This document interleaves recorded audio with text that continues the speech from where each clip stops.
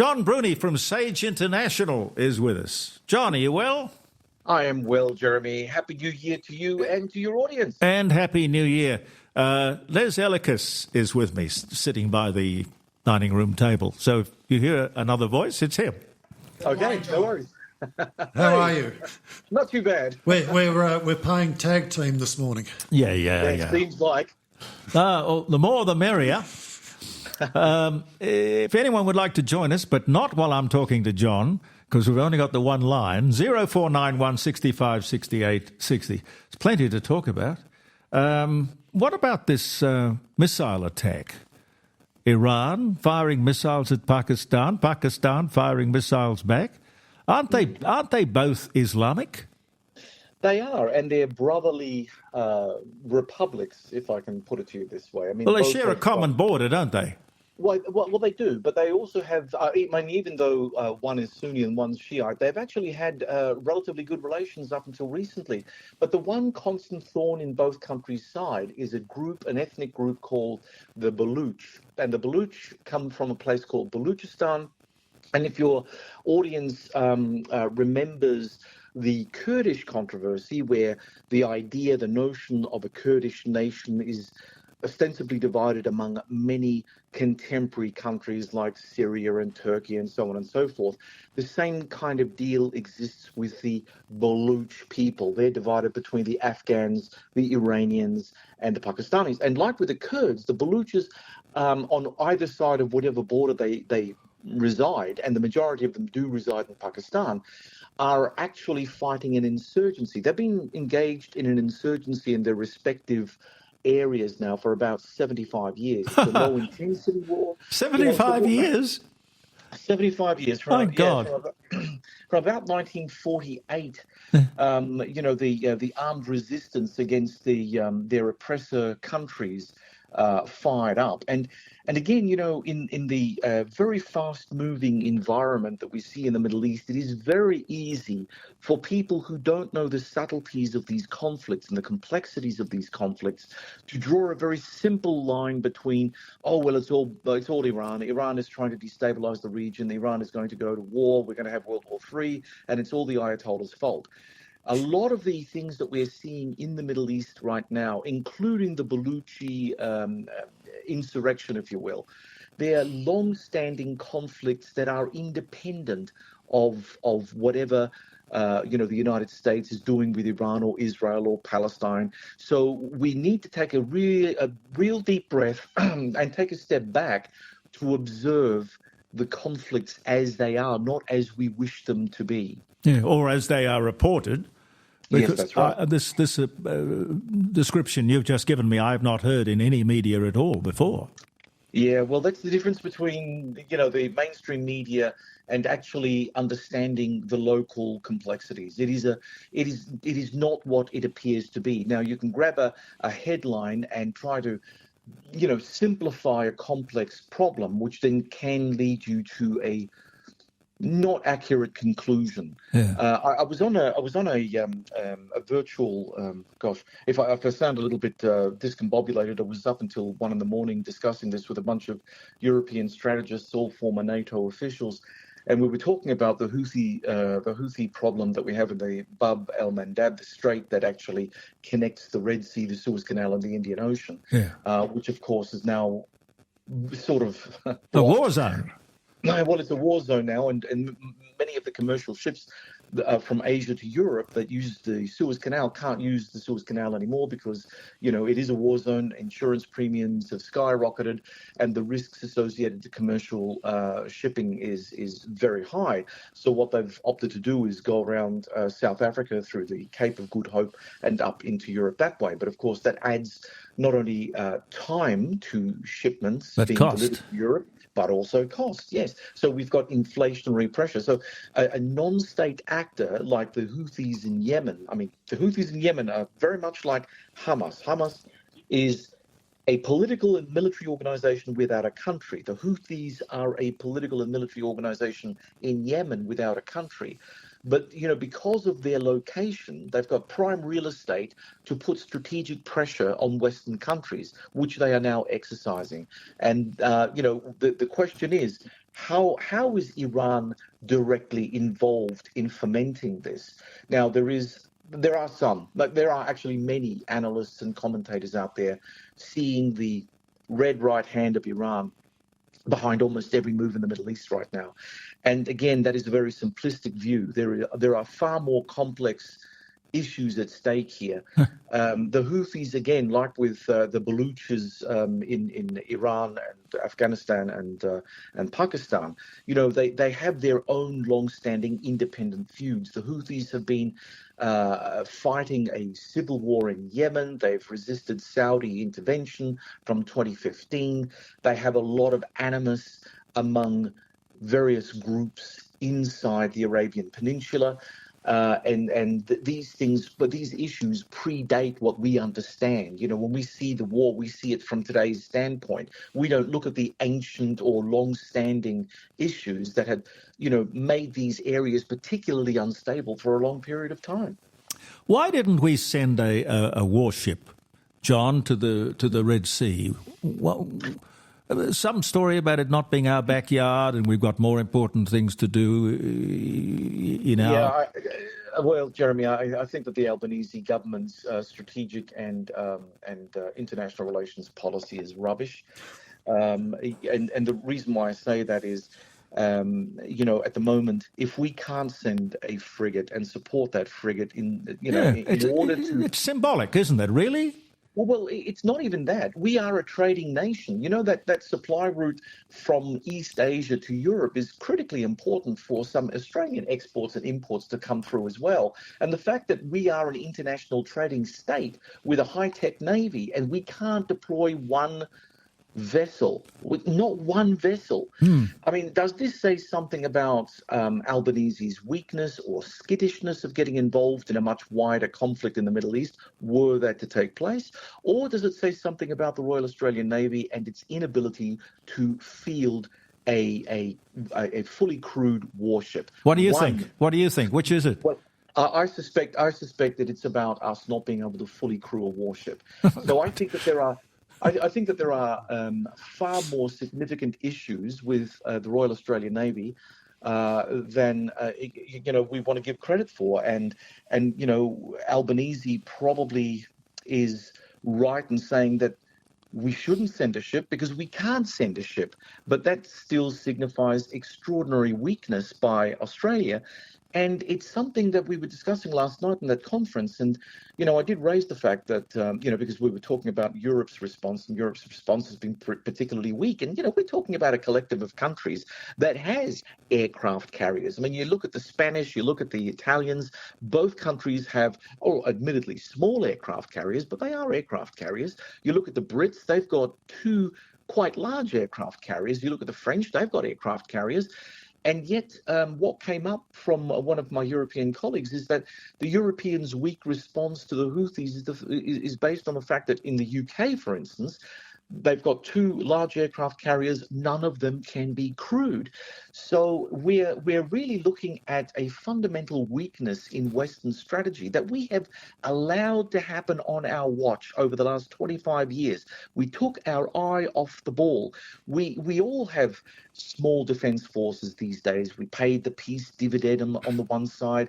We also bought into that technology will beat everything mentality, which means that we're quite happy to spend billions of dollars on one or two warships, or a handful of aircraft, or maybe a handful of tanks, because we think that one tank can defeat 100 other tanks of modest technology, which of course is a false economy. It's rubbish. You need to have quantity as well as quality. And look, defense industry, I hate to say it, it's a corrupt enterprise. You're really faced between now two forms of corruption in defense industry.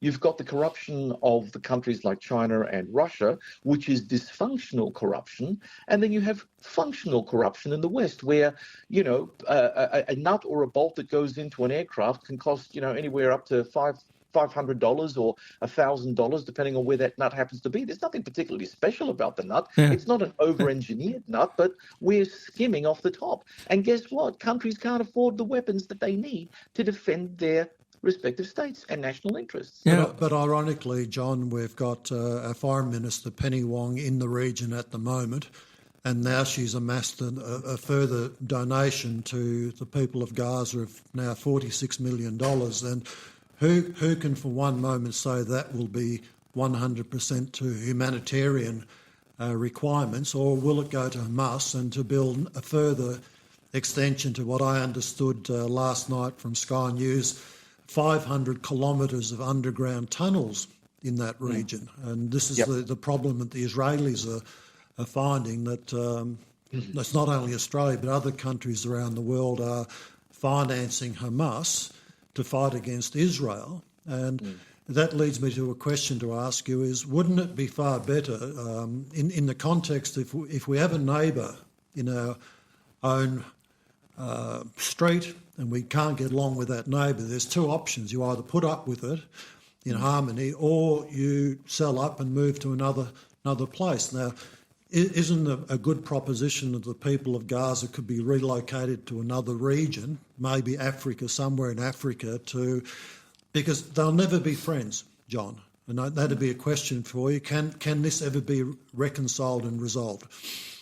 Well, that certainly is an interesting prospect. But again, if we look at what you've just said, this is exactly the same thing that we were talking about the Jews prior to the foundation of Israel. We've got a stateless people. There are too many political sensitivities about finding them a home anywhere. But Africa looks nice. Why not Africa? And then if it was Africa, what about the local indigenes there? I mean, well, what do you do with the native people in, say, I don't know, if you want to put them in Uganda, for instance? That part of Uganda will be then flooded with Palestinian migrants, and that will lead to all sorts of internal security problems for the Ugandan state. And this is just a hypothetical, of course. But again, if you're looking at this, we've been down this sort of thought bubble before, and it was rejected outright, pretty much for the reasons that I've just said. So, but you do raise that issue about what to do with two people who obviously can't, for deeply held political reasons, live next to each other.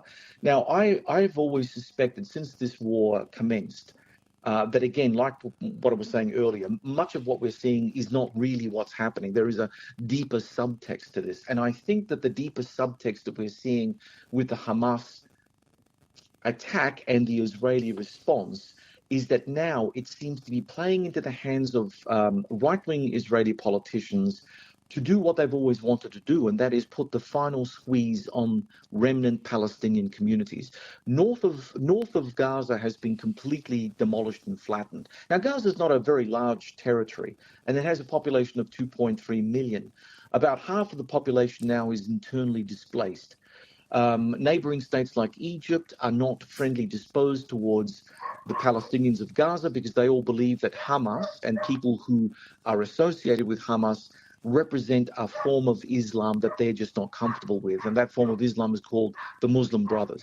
And the Egyptian authorities have had their own experience with the Muslim Brothers, and they don't like it. So they're quite happy to block the southern border of Gaza, effectively trapping the Palestinian people. So the Palestinian people actually have their backs to the sea. They're internally displaced, and they have no homes to return to. Now, what possible outcome do we have here? Well, I would suspect that from a strategic perspective, if you look at Israel itself is a very narrow country with a very narrow waist. I think the waist is probably about only 50 kilometers wide. Now, it would be in Israel's strategic interest to try to increase the amount of territory directly under the control of the Israeli government, widening the strategic depth that country has. If, for instance, the Palestinian community, we don't know what the magic formula is going to be, but say the Saudis come in with an economic aid package for the Egyptians, and they say to El Sisi in Cairo, look, mate, we understand your problem with the Muslim Brotherhood, but the Sinai is a pretty empty desert, and if we give you a few lazy $1 billion, why don't you let the Palestinians set up permanent refugee camps in that area? And, we'll just keep on pumping Cairo with as much money as possible just so you guys are reasonably happy and content and your country doesn't fall over as a consequence of this. Now, if that's the case, and most of the Palestinians pack up stumps and leave either because there are no homes to return to or, well, they don't have any other option, then you have to wonder what is going to happen with remnant Palestinian communities in the West Bank once the Gazans have been taken care of. And this is my biggest fear because, of course, Jewish settlements in the West Bank have steadily eroded anything Palestinian about the West Bank. I mean, the Palestinian communities, and I use that term very openly, there is no Palestinian nation, but the Israelis have cleverly used roads, Jewish-only roads, checkpoints, to basically checker the West Bank in such a way that the Palestinians can't have anything that's unified against Israel. It will only be a matter of time before, once Gaza is settled, Tel Aviv will then start putting its full weight behind expanding and further taking more Palestinian land away, which will make absolutely impossible the notion of a Palestinian state now or into the future. And then what happens to those Palestinians? Well, they'll probably end up in Jordan. And if they end up in Jordan as refugees, 70% of Jordan is basically made up of Palestinian refugees from all the Arab-Israeli wars in the past. And that has not necessarily been a great formula for stability within Jordan. There have been times where Palestinians have risen up within Jordan and caused major national security headaches for the Jordanian authorities. Something completely different, John. Will Trump end up being the next president of the United States? Oh, boy, Jeremy, my thoughts on this. I hope not. I suspect he will. What a saga. What a saga. I mean, it's an amazing story. Only in America, I think, is the expression you could use. Yeah. Look, I agree with you on that. Look, the only thing that stands between Trump and the White House at the moment, because he has got a head of steam that one can't deny, the only thing that's standing between him and the White House now is a jail term. But again, the American system is so bizarre and peculiar. I think that there are enough loopholes for Trump to serve as president from behind bars. What a television show that would be. The Apprentice meets, I don't know. Oh, yeah. He'd be up for it too, I'm sure. Oh, no doubt. The first a convicted US president sitting in prison with the nuclear football and giving orders to run a country. I mean, it sounds bizarre, but as you say, only in America. And I think, that's a problem. Yeah. John, not making a political statement and picking sides, but under Trump, there were no major world conflicts. And even when Kim Jong-un in North Korea threatened, Trump said his button on his desk was a bigger button and you push yours and see what happens. Under Biden, we've had nothing but strife. What's your view on that? Biden is a weak president in the same mold as a former president, Barack Obama. Barack Obama was not a strong man. People keep on saying what a wonderful, articulate orator he was. And yes, he was all of that. But in terms of being a grade A number one president, he was a bit of a douche or dick or whatever you want to call him. I mean, I must say that I was extraordinary. Why don't you tell us what you really think? Well, okay. Well, let's put it this way. We get all very huffy, when someone with grandiose ideas, plans, and a nice way of speaking, presents themselves. Like, oh, my God, they're so clever. Oh, they're wonderful. But if you looked at all the things that Obama had done in his foreign policy term, they were less than stellar. And, there was the pivot to Asia issue, which never came about because he got redistracted by the Middle East and the war on terror. There was the red line in Syria, which never came about. No, you can't use chemical weapons, Bashar al-Assad. Bashar al-Assad used chemical weapons. What are you going to do about it? America did nothing. It set a precedent for dictators to do really terrible things and get away with it. So if you think that Obama's foreign policy was great, I think it's a bit of a delusional subject matter. But similarly with Trump, I don't see anything from the Trump foreign policy or strategic policy that netted us anything. Was Trump lucky during the time that he was in power? Absolutely. But I will put one thing to you. What did the North Korean outreach actually achieve? Did it achieve peace? No. Was there a state of peace prior to Trump reaching out? It was a tense peace, but it worked. Would it have continued working without Trump? Pretty much. You leave the North Koreans alone, they'll just keep on firing rockets and making noise, but they're not going to do anything because if they declare war, their regime, the Kim regime, will be exterminated. It will be taken out completely. Let's not underestimate the military power surrounding them in South Korea, Japan, as well as the American presence in those two countries. It is significant. So, it's not going to be a rerun of 1950 to 53. No, but you can't keep drawing lines in the sand and having people step across without eventually having to do something. Otherwise, you paint yourself as totally impotent or a coward. Well, yes, and this is where Biden's foreign policy problems are. He's scrambling around at the moment trying to do something with Houthis, but airstrikes and missile strikes alone do not make a lick of difference to an organization that is so highly decentralized and has many of their missiles and drones on mobile launches, which are notoriously difficult, even in the modern day with satellite intelligence. It's very difficult to track mobile launches because they can be hidden. They can be hidden in villages. They can be hidden underground. They can be hidden all over the place. They fire and then they go. They don't stay there. They're not static areas. So, again, yes, it's nice that, the Combined Task Force 153, the Eisenhower-led group that's protecting international shipping out there is there doing what it's doing. But what it's doing is really just, what did Donald Rumsfeld say about when they ran out of targets in Afghanistan?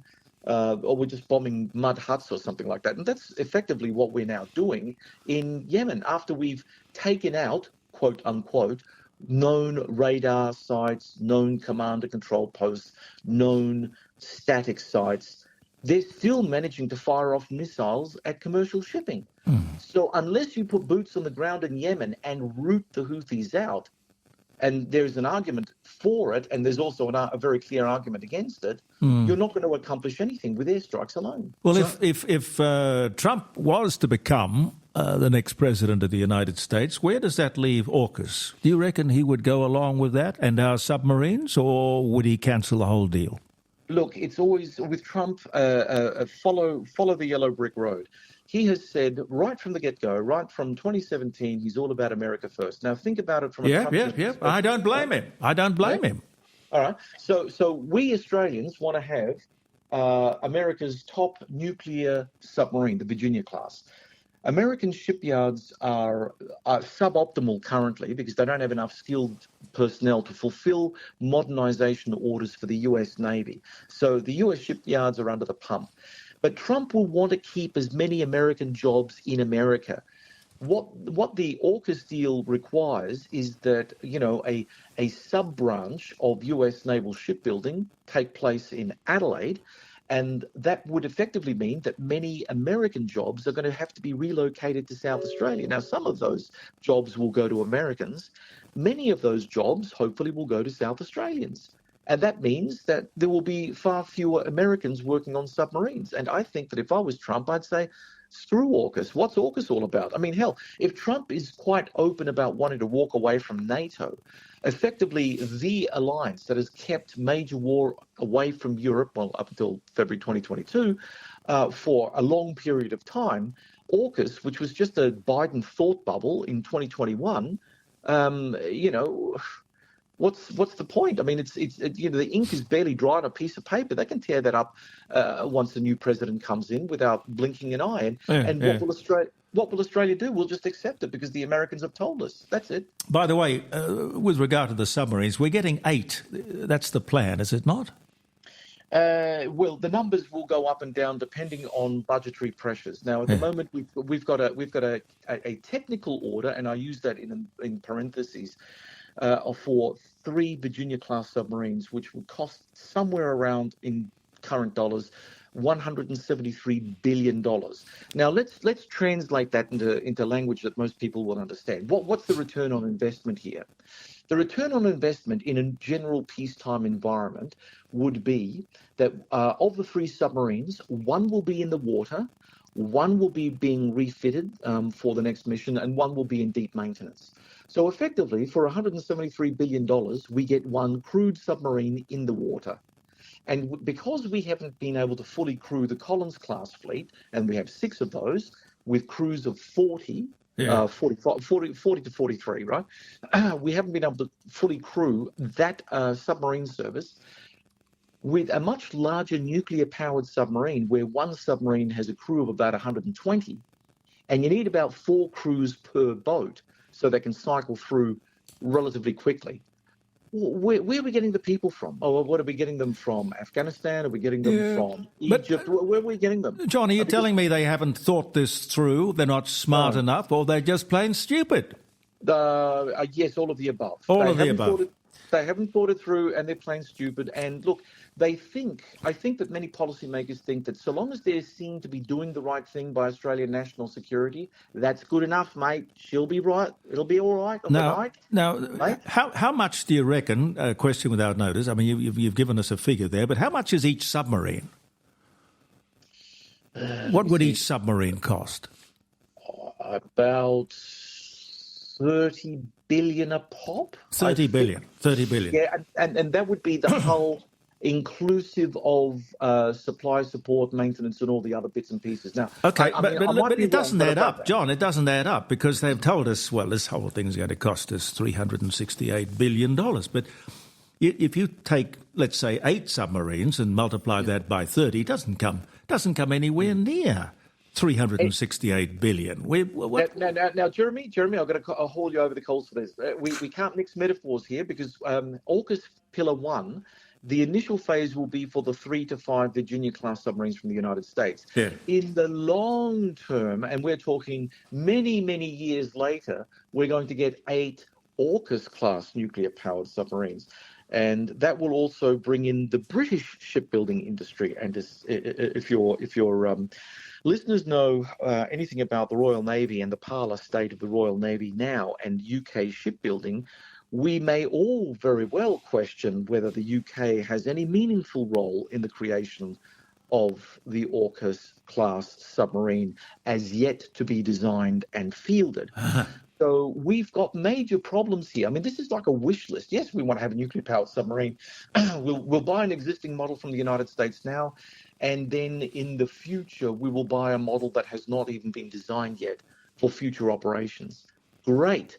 How are the British, American, and Australian shipyards all going to work seamlessly together when each country has different requirements, different levels of defence industry? I mean, Australia basically has to import most of everything anyway from a technical perspective because we've got no industry here. Yeah. So, if it doesn't come from the US, well, that's it. But John, I understand the reasons why nuclear is going to be, or nuclear propelled is better than fossil fuel propelled. But what about, and for the listeners' benefit and our benefit, the things that go bang, the real deterrent factor? I mean, it's all very well to say we've got nuclear-powered submarines, but that's like saying we've got a nuclear-powered washing machine. It's not going to do anything except wash clothes. Now, will these submarines have any deterrent effect, or are they just window dressing?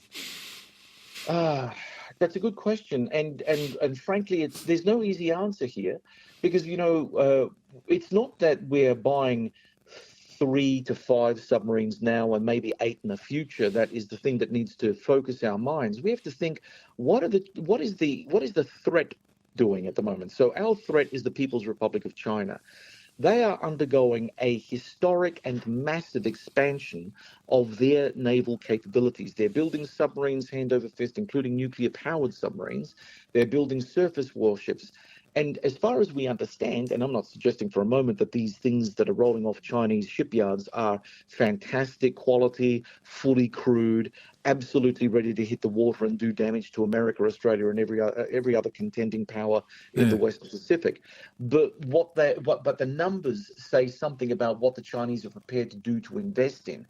So what is 8 what are 8 nuclear-powered submarines, where Australia possibly won't be able to crew all of them. So we'll have multinational crews serving in those boats, effectively under an American command, which means that effectively we would be part of an American-led submarine service with an Australian kangaroo stamped on the conning tower. I mean, I'm not really sure.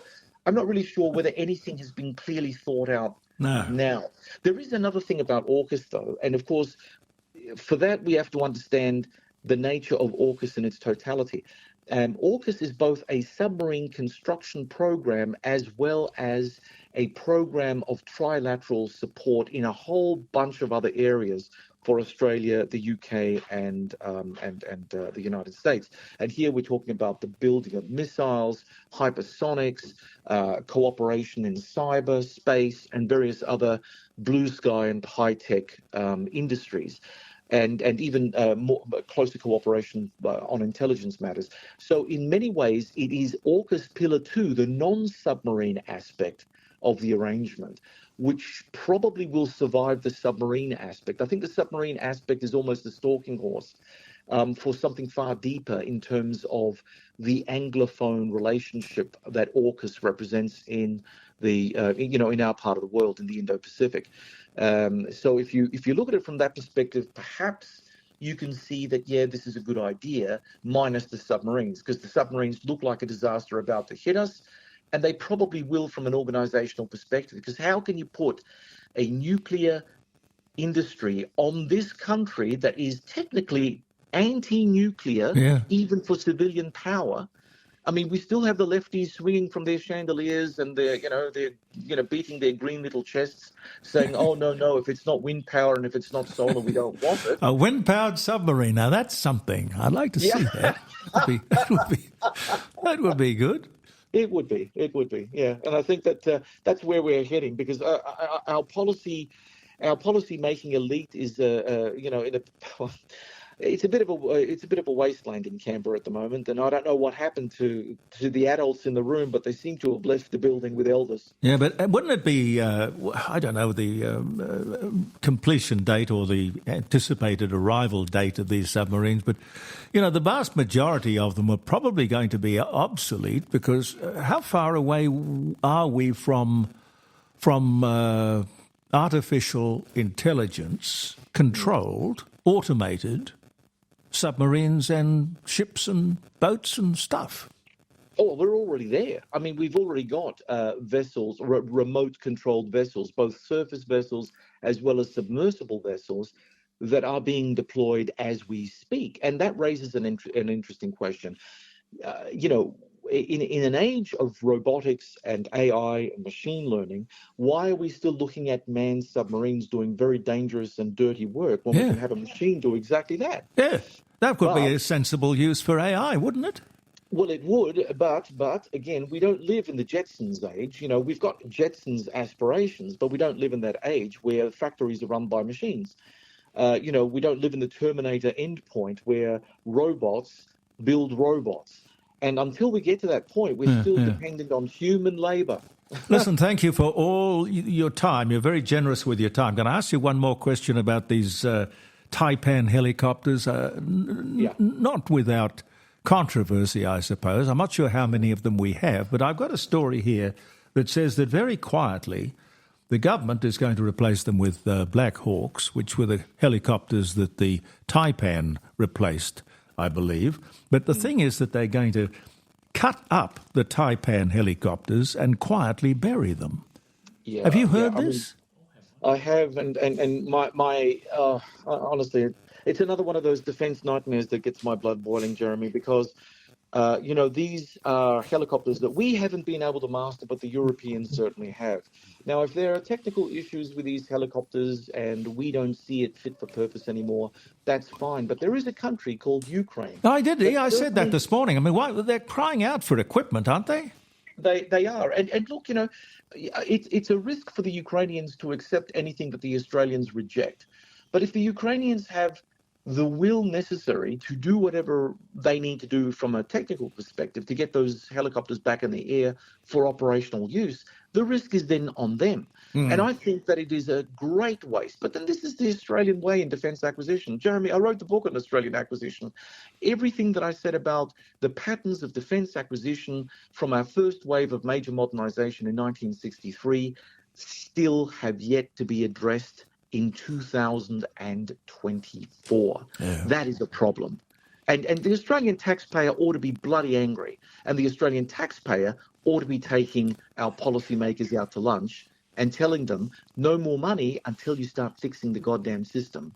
Yeah, well, how many white papers have we had on defence? I mean, when was the DIB report? I mean, God, they've looked at it and looked at it and looked at it, and whatever happens to these reports, God only knows. They get shelved. They go into the libraries. Yeah, and, big office full of manila folders that nobody ever looks at.